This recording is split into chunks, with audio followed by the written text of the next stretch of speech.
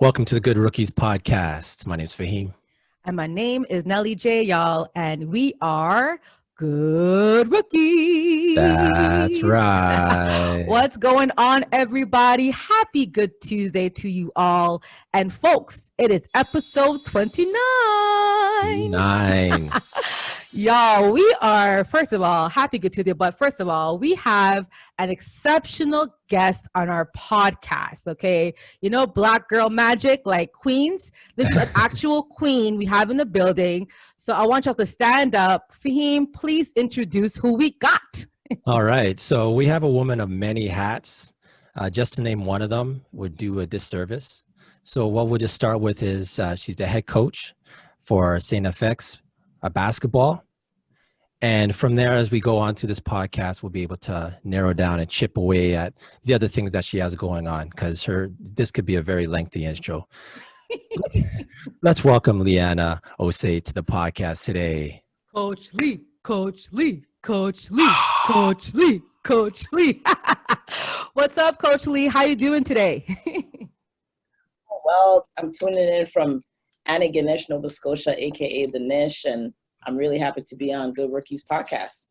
That's awesome. Nice. Like Fahim said, you are an incredible individual. You founded organizations. You're in the front runner for many things that's happening in the sports world for women and people of color in the country. But I think what we'd like to know is what motivates you? Like, what made you, again, there's been many Black coaches in Canada coming up, you know, but you're the one that has founded like BCCA, right? Founded Canletes. So what was that moment where you felt, I need to do something different to create change in Canada? Yeah, you know what? As a young female coming from a first generation family and, you know, wanting to play sports right away, I've always been the oddball out. I mean, I grew up just in my older brother's hand-me-downs. And so I've always felt like my back has been against the wall, because at home, that, you know, that's just how everything started out for me. I was always the only girl with the guys.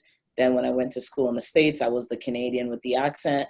I was always, you know, ironically, God made me the shortest of my family, despite the fact that I'm the only one that plays sports. So I've always had a chip on my shoulder, I would say, since I was young, and it's kind of stuck with me now.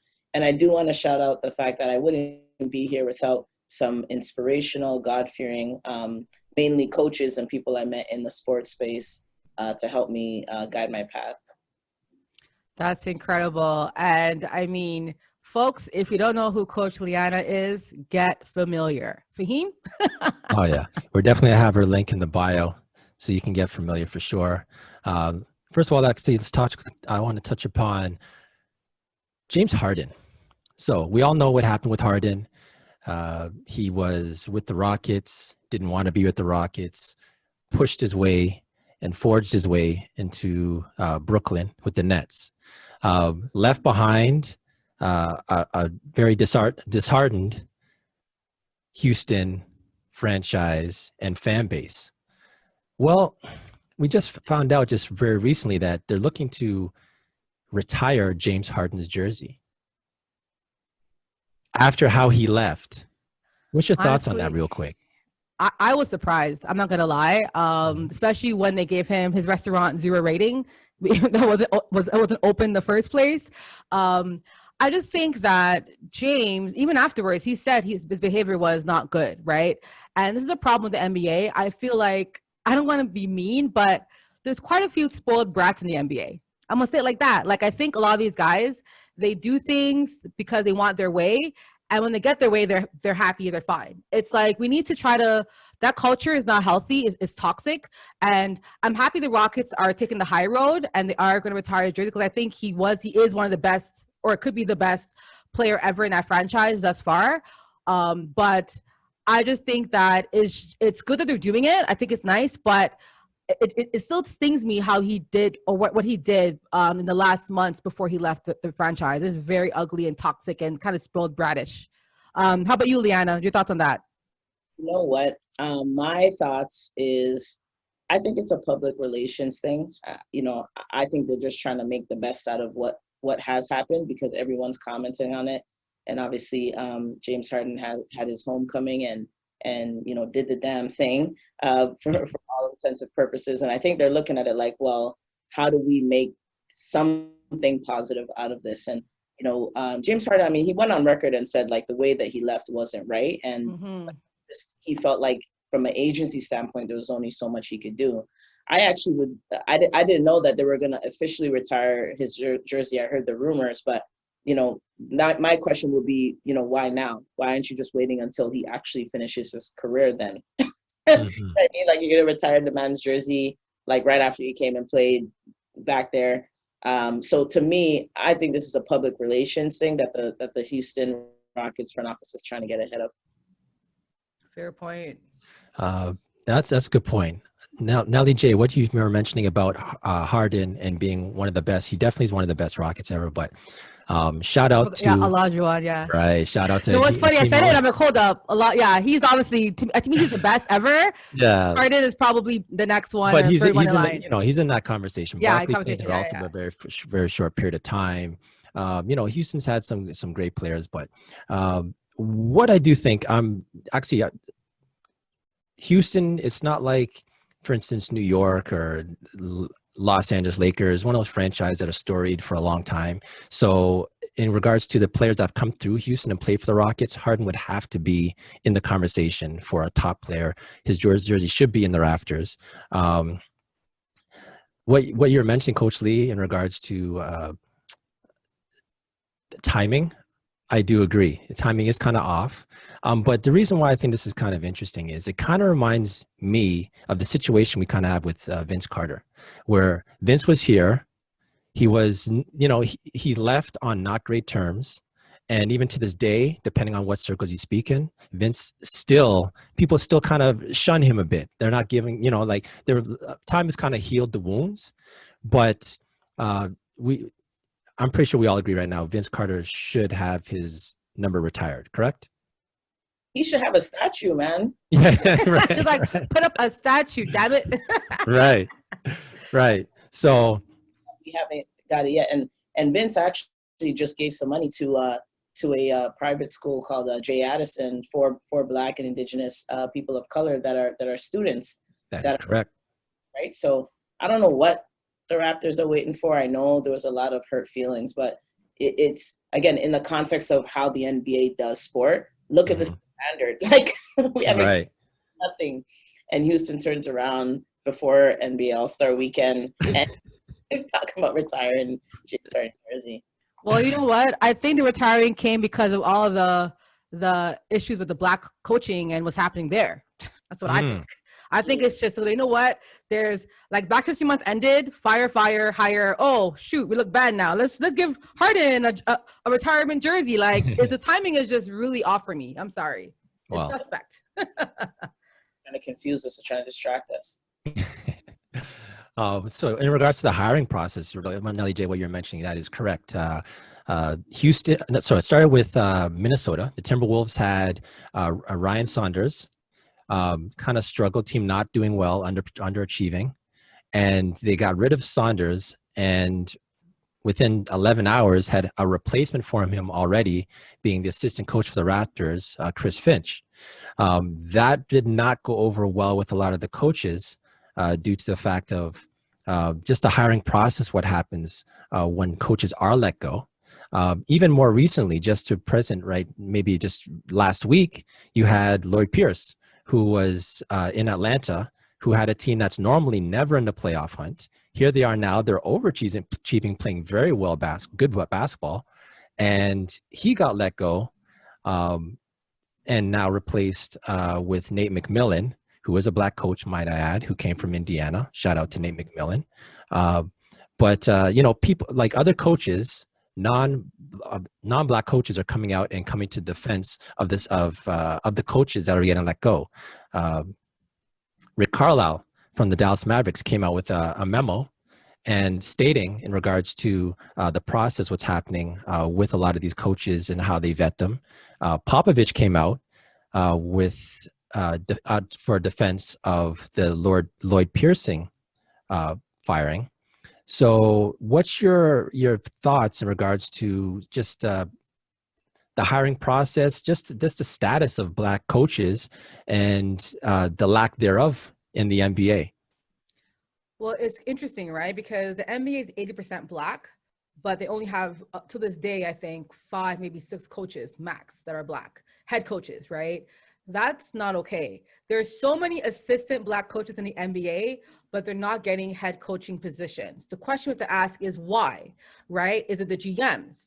Is it the ownership? Is it experience? Because these coaches are they have experience. They have experience. We saw Minnesota. First of all, Minnesota, your team is trash, okay? You're not doing good because your team is not playing good. They have the worst defense in the NBA, okay?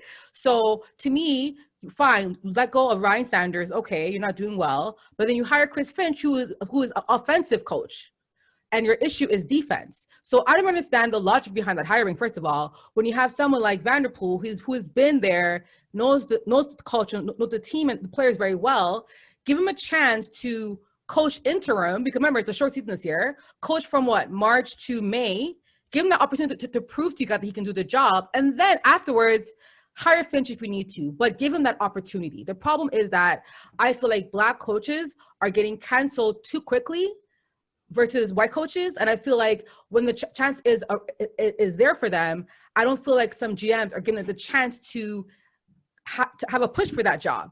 I feel like Black coaches need a more opportunity, and I don't think they're getting it. Coach Lee, you're a coach yourself. So what's your thoughts on this entire situation with NBA and how they're hiring Black coaches versus white coaches? Yeah, I think it's an interesting point that you make, because it's kind of what we're battling even in our Canadian college and Canadian university system, right? There's not an equitable process to interviewing for a job.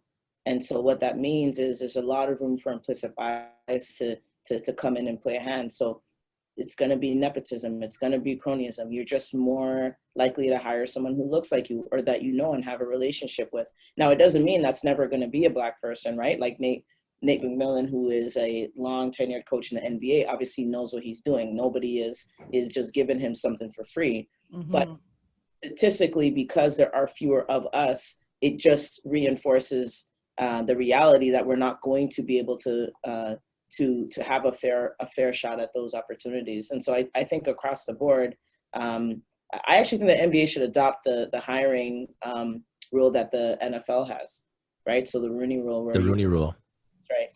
So that's what my recommendation would be. And I think it would be like the NBA just plays such a leading role in setting that gold standard. And I think, it would normalize that at other levels, like our universities and colleges and so forth, because we're talking about breaking down systems, right? And so we need to implement an equity system, not a supremacy system, mm-hmm. right?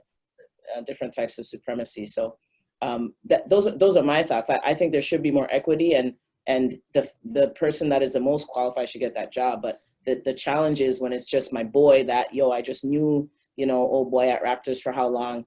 It's not an equitable process. Mm. Mm-hmm. So you mentioned about the Rooney Rule.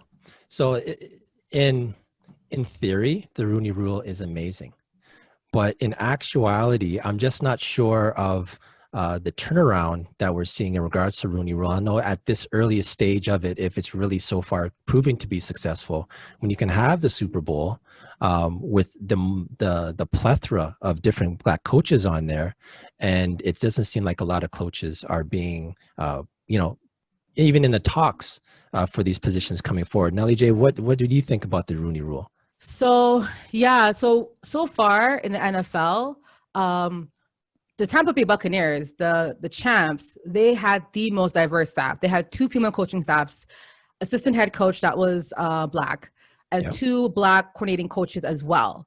Mm-hmm. And they won the championship. So this shows you that diversity helps you win. Diversity and leadership has no color. Their problem is that the system and of supremacy is the issue, right? A lot of owners are white.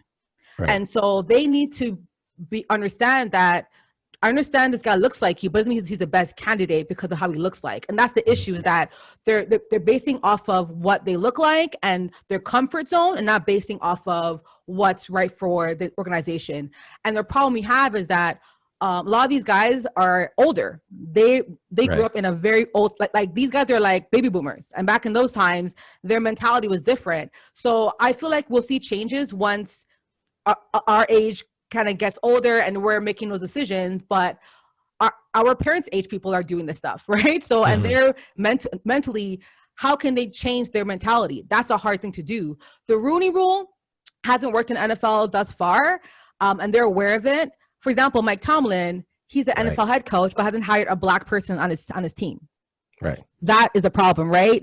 Coach Lee, like, you're a head black coach for an NFL team. Why aren't you hiring black coordinators? At least a coordinator to help you with your team. Like, and Mike Tomlin had a comment to say about the NBA, but bro, what are you doing, Mike? What are you doing? So the issue is all around, right? We need black coaches that are in positions to make changes. Like, if your head coach, Dwayne Casey's guys should be pushing a message within the NBA, Coach Association, as well as if you're a head coach and you're black, hire some black people and prove to the NFL, NBA that it's possible. I just think that all sides need to be working together. And right now there's a big disconnect when it comes to the Rooney Rule and what's actually happening in the NFL. So it's a great thing you mentioned about people who are making changes, because Coach Lee, I noticed you're part of the Charter for Racial Equality in Post-Secondary Sports. If you can kind of elaborate on that for us, since you're actually part of change. Absolutely. So over about a year and a half, I started diving into some resources. So I kind of put on my historian hat, and I love researching stuff. And I was like, what kind of race-based data exists for Black or BIPOC Canadian experiences in our Canadian sport context? And we just didn't see enough of that. And I went to kind of our foremost experts in different parts of our economy. And one of them was like our university academics who are publishing in the space. They have PhDs in the space. And I was told that, part of the issue is we don't know how to collect this information. We've gone to the governing body for Canadian University, and they've dismissed opportunities to get this funded and really get this in. Now in the US, they have the TIDES, which is the Institute of Diversity and Ethics in Sport. It runs out of the, I think, University of Central Florida, if I'm not mistaken. But annually, they do a gender and a racial report card, and not just for the NCAA teams, but for the NBA, the NHL, the MLS. And so there's a very public accounting of what these experiences are. It also provides an opportunity to validate experiences. And so I think everyone remembers like that Blackout Tuesday when everyone apparently stood in solidarity. And a lot of our specifically Canadian universities and colleges and even the conferences themselves said we stand up anti-Black racism, we want to challenge, we want to fight. And a lot of alumni and stuff spoke out. And so the more and more I thought about it, I said, well, this is erroneous. Like Canada and specific sports leads, at an international level. You look at we've got the highest representation in the WNBA and the NBA after the US. And there's no race-based data. We don't know what our numbers are. We don't know who's being served. And so it means that we're operating a space again where the system is going to function how it's supposed to, right? Mm-hmm. That means that there's not leadership positions. That means that the economic value is not matching the economic output. As Janelle said, it means that diversity is not being prioritized. It means that there's not diverse voices at the decision-making table. So the Racial Equity Project was one of our first calls to action with the BCCA. And we've been trying to partner with as many Canadian universities and colleges to pretty much collect race-based data and take an evidence-informed approach to putting forth policy recommendations that should be implemented. Awesome. That's what I love about this also. You're taking real data and applying it to real life situations. So that's amazing. And let's actually transition this and let's get to For the Culture. For the culture, guys. So for the culture, we'd like to highlight individuals and groups that are for the culture. And our highlight, guys, she's here. The queen, ding, ding, ding, ding. Coach Lee Anna. That's right. If you guys don't know, first of all, Coach Lee, so I kind of ran into you just kind of on Instagram, and I was like, oh, who's this person? Mm-hmm. Oh my God. Oh, like literally I went through rabbit hole. I mean, I'm not a stalker, but I really went down the rabbit hole and I was like, this girl is doing the work. And if I'm in Toronto, I had no idea. I was like, I don't think people in Toronto even is aware of what you have been doing and what's out there for women in sports and for people of color in sports. So it was for us, it was our goal to get you on here to talk about these things. So first of all, you founded the BCCA as well as Canletes, right? Can you walk through BCCA? That's mostly about building a community around people of color, coaching, management, university is everything, which you explained just now. But can you kind of walk us through how did that began? So like, how do you found that kind of organization, nonprofit, and was it hard to do it? Like, did you get support in the community? So like, how'd that work for you? Sure. So for the BCCA, actually, in my first year here at St. FX University, I went through an experience where I was racially discriminated against, and I had false allegations come against me from a young white woman and her white family. And throughout the whole ordeal, I thought that if I just did my due diligence and waited and was patient, that the truth would come out, and it didn't. And you know, it just didn't. And back then, I started to think to myself, well, firstly, I said, I hope to God nobody ever has to go through this experience. And that was like a turning point for me, because it allowed me to start to build relationships with other Black coaches, some still currently coaching, some no longer coaching. And I realized that my experience actually wasn't an exception, that, you know, this is what happens in our sport very commonly, and even more difficult for at times Black men, right? And so I started just kind of, I didn't know what I was creating, but I love to research stuff and get information. And so I started kind of building just this, okay, what does Sport Canada say? What does youth sports say? What's in policy? What do we as a culture, how do we celebrate Black excellence, right? So that we got our BBPA Harry Jerome Awards named after a prominent athlete, but then not much in that sports space. So I said, man, you know, Black people in particular have been killing it in Canadian sport, like just, and we've been here for a long time contributing to the space. So how can we celebrate them? And so those were kind of the beginnings of the BCCA. When we incorporated as a not-for-profit in June 2020, we were really, really early. Like, I mean, I literally incorporated with like my best friend, like my father figure, like from a formality sense, because we were really compelled to be intentional about creating our own platform where we can acknowledge and celebrate and shed some light on the positive things that Black people represent and do, instead of what we saw just being perpetrated on the media, which was Black people dying, which is, you know, all those kind of negative things. The second thing was we wanted to give an opportunity for our allies to really step up in the sports space. Some of those calls to action. And we know Black Lives Matter wasn't a 2020 phenomenon, but the difference was now we have, you know, our non-BIPOC members really standing up for us and standing in front of us in many cases. And then our third of networking, I just thought, man, this is one that we need to do. Like, this one is for us, by us. We don't have no excuse. There should be no young man sitting at home wondering why there's no father figure he can look towards.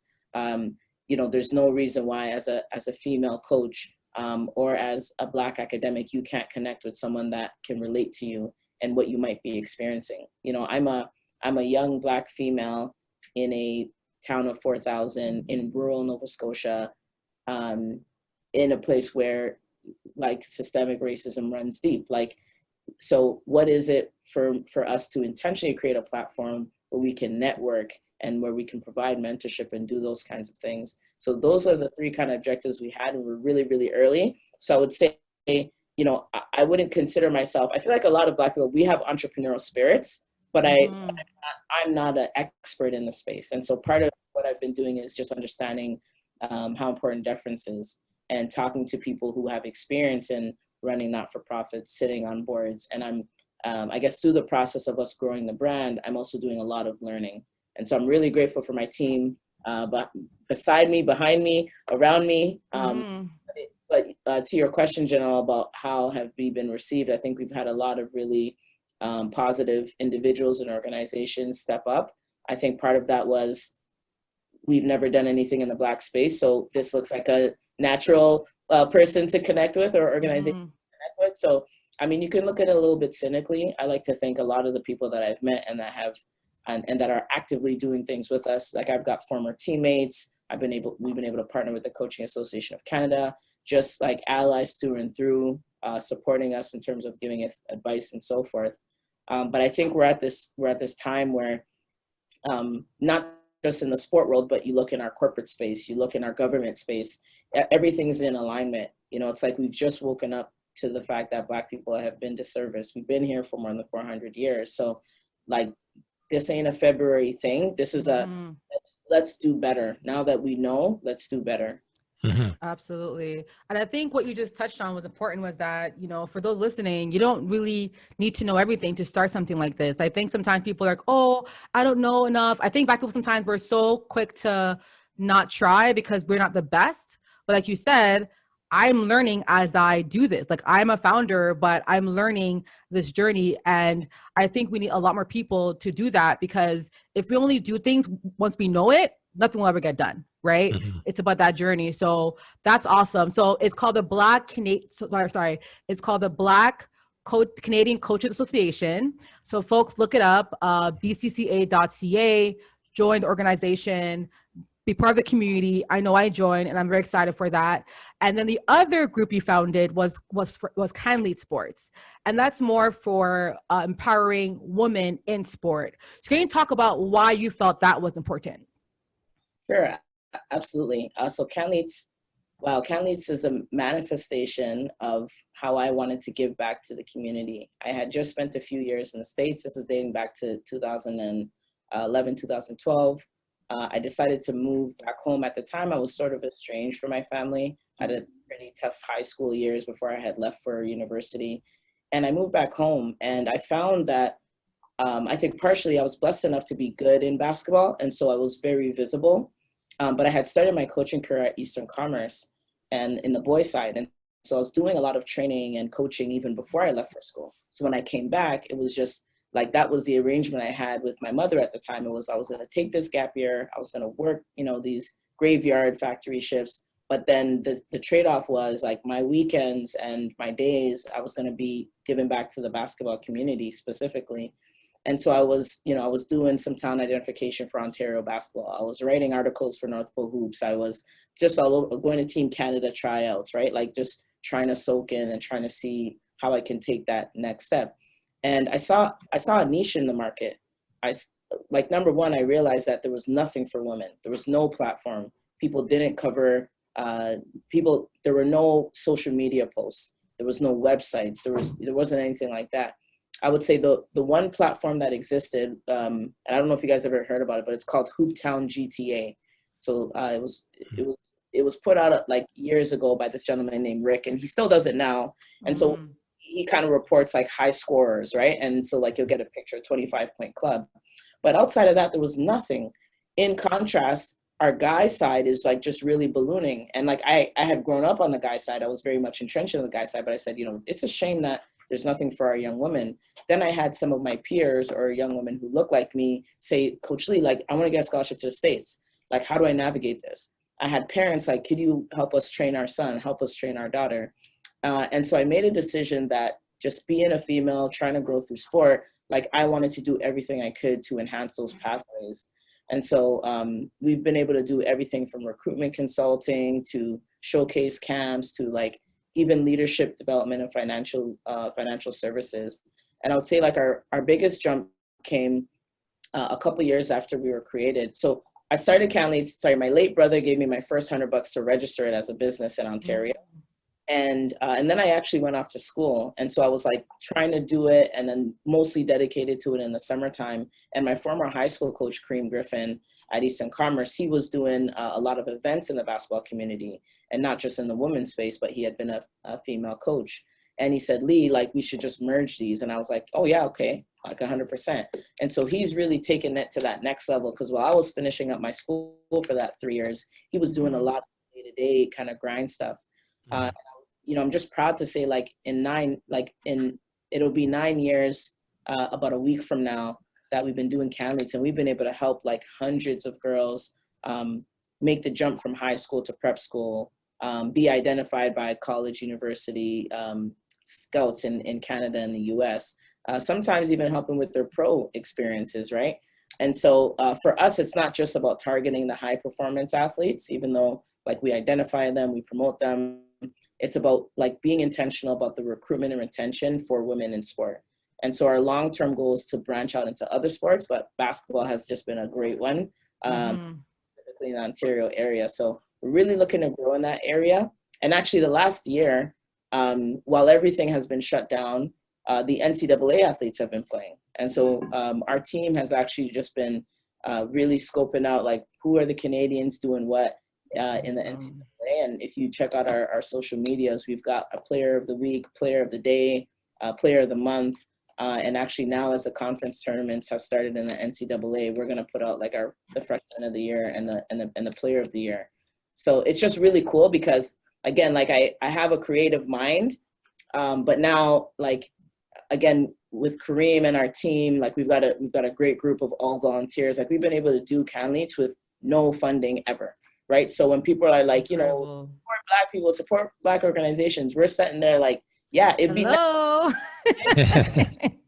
And the checks. Yeah, sometimes we're running events and we got to pay the officials with the gate. Like that's how much money that we're making to make things work. But we just thank God because we've been able to be intentional about creating opportunities. Well, that's one thing we could say with nowadays being, it's about being resourceful. You may not have the financial means, but there's all like what I do like is you have a great social media presence, and it's just going to grow. I also want to mention something also you're saying in regards to like mentorship is really big, and being able to, even if you don't have the resources and even the know-how to start, even I think we're in a place right now where the community, not just Black people, but non-Black, everyone's coming together to help. And I think even reaching out to somebody, someone looking at a situation and saying, you know what, this person is trying to do something for the good and seeing the big picture. Mentors, I think right now are in a position where they'll be more than happy just to provide some time, I think right now for the movement.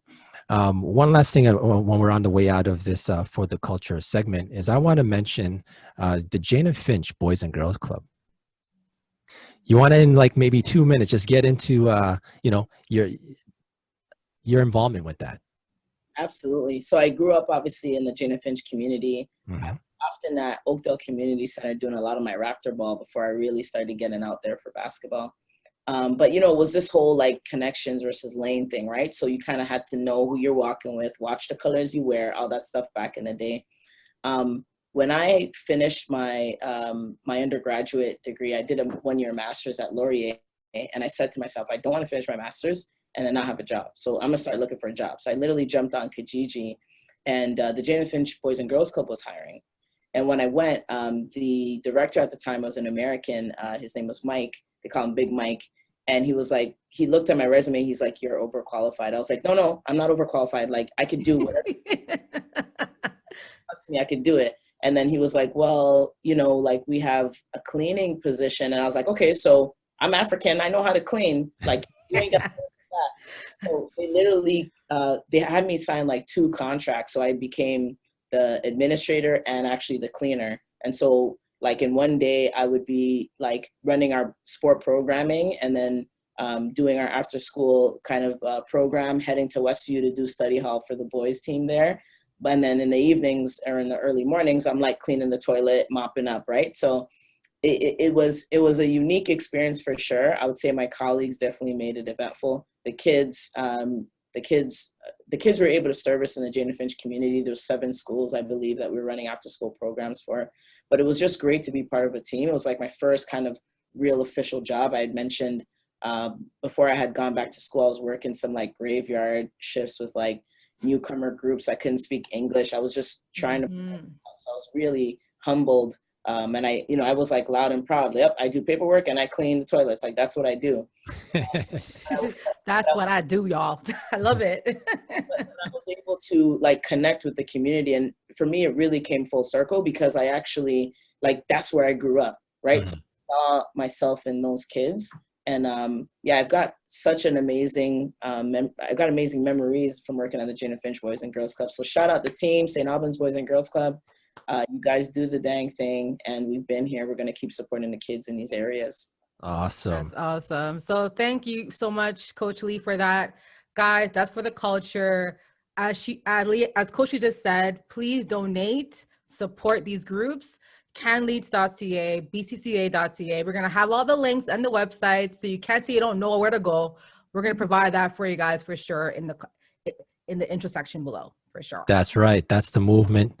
And, I'm glad that we can actually bring light to this even more, because this is amazing what you're doing, Coach Lee. Thank you. And on this last segment, we're going to go to That's Absurd. That's absurd. Y'all, Fahim, absurd this week, I feel like probably a top 5 absurd for the year, but go ahead, bro. Yeah, this is definitely a Hall of Fame. That's absurd. But I want to give some context. There's always two sides to a story. Let's try to just get to the root of what we think of it. Okay, so Zlatan Ibrahimović, soccer star. He was on a Swedish program where he's from. That's his home, of being Sweden originally. And I just want to give a quote of what he said and so we can put in context. Okay. So he's like, quote, "Athletes unite the world, politics divide it. Our role is to unite the world by doing what is best. Athletes should be athletes. Politicians should do politics." Then he's like, quote, "I like James," being LeBron James, "a lot. He's phenomenal at what he's doing. But I don't like when people use their status to speak on politics. Do what you're good doing." And then lastly, that's unquote. Then quote is, "I play football because I'm best at playing football. I don't do politics. If I was a politician, I would be doing politics. This is the first mistake famous people do when they become famous. For me, it's better to avoid certain topics and do what you're good doing. Otherwise, you risk doing something wrongly." End quote. Absurd. Absurd. I'm gonna have Coach Lee say first, because I got a lot to say. So Coach Lee, go ahead, my dear. What you got to say about this? Zlatan, like you're speaking from a place of privilege, obviously. So you're not doing yourself any justice there. Like the fact that number one, you need to educate yourself on what politics means. Politics is everything around us. It's how we do life. So if you don't care how your kids are treated, you're saying you don't care about politics. If you don't care how you get paid, you're saying you don't care about politics. So you need to educate yourself on what you're going to speak of. Secondly, don't come for LeBron. Don't come for the man. He is a builder. We only have one of him in a lifetime. And he's just the wrong one. Was your head buried in sand after the whole dribble and shut up? Do you want to be that guy? You don't want to be that guy, right? Like, you're talking about LeBron having a national platform. So I just think his response came from a place of ignorance. And I think he just needs to double back and look up the denotation of the word politics and how it is imbued in our everyday life, including how he makes his livelihood and how he supports his family. That's my whole thing is like, educate yourself before you come out and say something. And number two, don't come for the one that is King James. We got LeBron, but don't come for him. No. Agreed. So I'm gonna pick it back off what Coach Lee said, because everything she said, I agree. But just to also bring context to what he said as well, I just feel like people mix politics with human rights. Okay. Asking for equality is not politics. Asking for Black people to be treated fairly, to not be shot or killed by cops for no reason, that unarmed Elijah McCain walking home with headphones on, get killed for walking home. That's not politics, sir. That is called speaking up when you feel that a certain amount of people are not being treated fairly and being brutalized by the same law that was deemed to protect us, right? The system is broken. And I think, like what Coach Lee said, he's privileged. He's not a Black man, so he doesn't know that that's not politics. It's called fighting for your family. LeBron has a Black son. He has a Black daughter. Okay, Bronny can be walking down the street. They don't care he's Black. right? First he's black. So I think they forget that. And so again, like what's the name? Last week, Doug I'm calling Dwight Howard a thug. We just get people that are like not black saying the dumbest things. And I feel like, first of all, if you had a black friend, you would have said that same comment, like, hey, no, that's wrong because XYZ. These guys don't have any black friends. So they're speaking very from a place of not knowing the knowledge or being educated as to what people are going through that aren't white. Mm-hmm. So it's just absurd because the shut up and dribble was a big thing. That was pretty much everywhere. And and in 2021, this man is coming for LeBron. Don't come for LeBron. And LeBron's like, bro, I read. I don't just say stuff. I do my research and I read and I ask people questions and then I speak on it. So for you to come for LeBron like that is just like it's weird. It's like for clout. Is it for clout? Like, I don't know. It's a weird thing to say about LeBron. So with Zlatan, so I just got mine is going to be short. You know, being black, there's always been hurdles that we've had to overcome. I'm thinking back to even Jesse Owens. Like, you know, he had to run in Germany in front of Hitler, and you know, even symbolic things like that. That's not politics, but it's like you mentioned, Nelly J, like human rights. And that gets tied in with it. I think of Jackie Robinson in baseball being the first black man to break the color barrier, where now you have people who follow behind him who can come in and if like there's so much ground in all sports.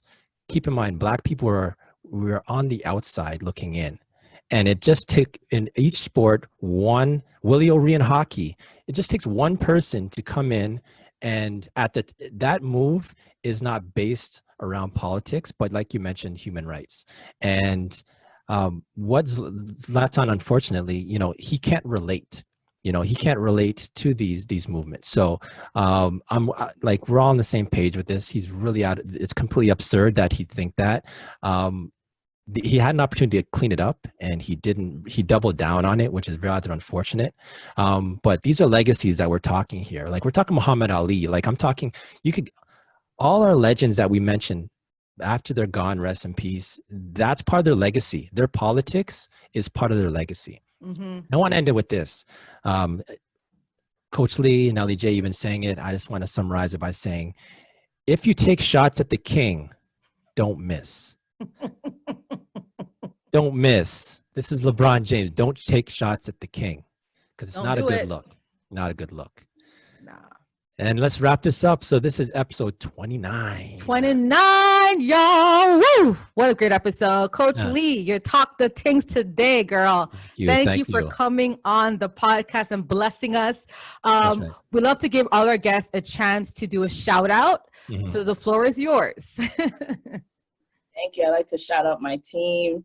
So my BCCA team, Corey Grant, Tara Mrakic, what's up? All the coaches and all our allied organizations. Shout out my Canletes family.